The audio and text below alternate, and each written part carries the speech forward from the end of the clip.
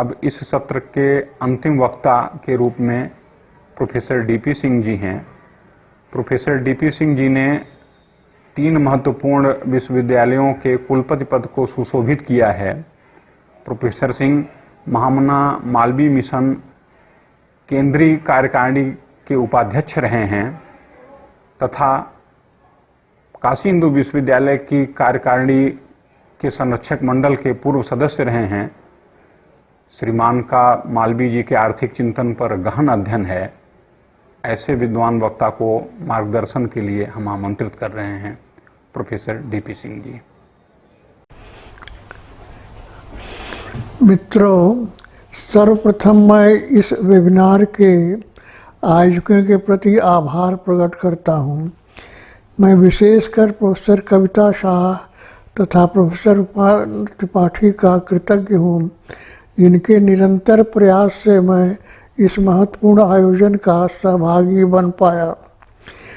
मुख्य वक्ता माननीय गिरीश चंद्र त्रिपाठी तथा वक्ता उषा त्रिपाठी ने विस्तार के साथ विषय पर प्रकाश डाला है। मुझे नहीं लगता है कि उन बिंदुओं पर कुछ और कहने की आवश्यकता है।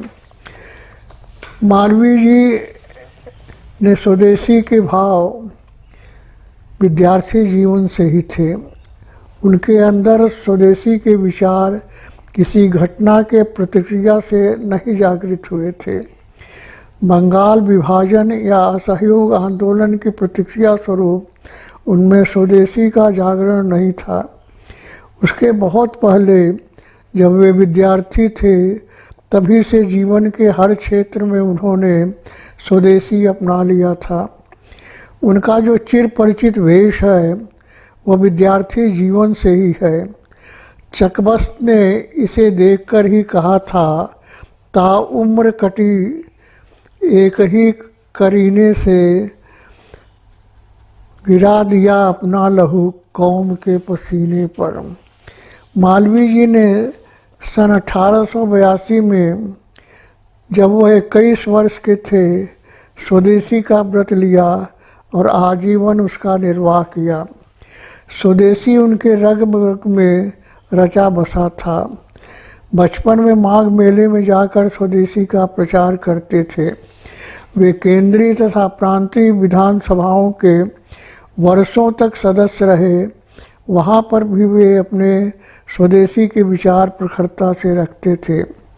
राष्ट्रीय कांग्रेस के अधिवेशनों में वे 1886 से जीवन के अंत तक निरंतर जाते रहे तथा उसके 4 बार अध्यक्ष रहे। उन्होंने स्वदेशी का भाव सदैव इन अवसरों पर जागृत करते रहे।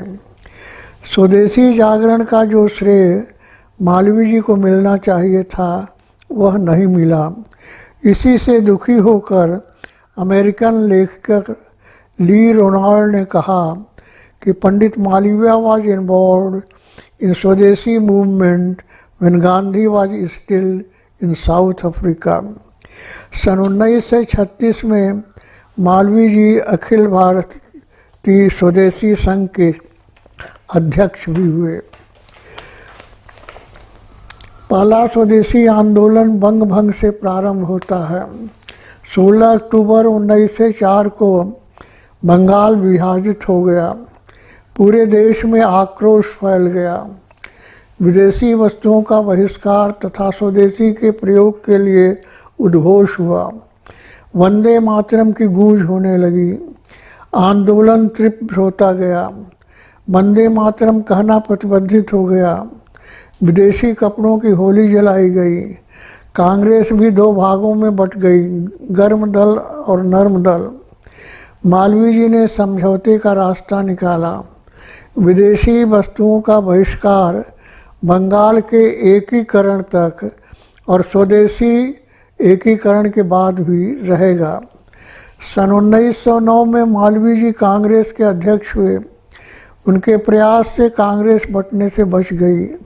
सन 1911 में दिल्ली दरबार के पश्चात विभाजित बंगाल का एकीकरण हो गया। विदेशी वस्तुओं का बहिष्कार समाप्त हो गया, किंतु मालवीय जी स्वदेशी के भाव को जागृत किए रहे।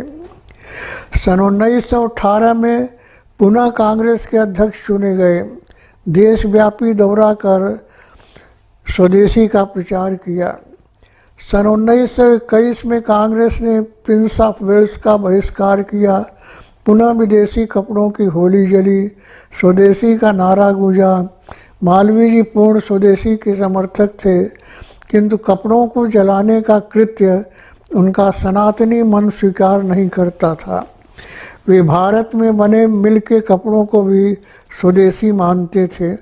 उनका दृढ़ विश्वास था कि भारत की गरीबी का उन्मूलन देश के औद्योगिकरण से ही संभव है।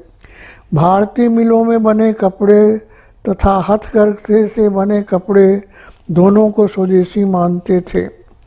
उन्होंने स्वयं 21 वर्ष की अल्पायु में सन 1882 में देसी तिजारत कंपनी तथा प्रयाग शुगर फैक्ट्री की स्थापना में महती योगदान दिया।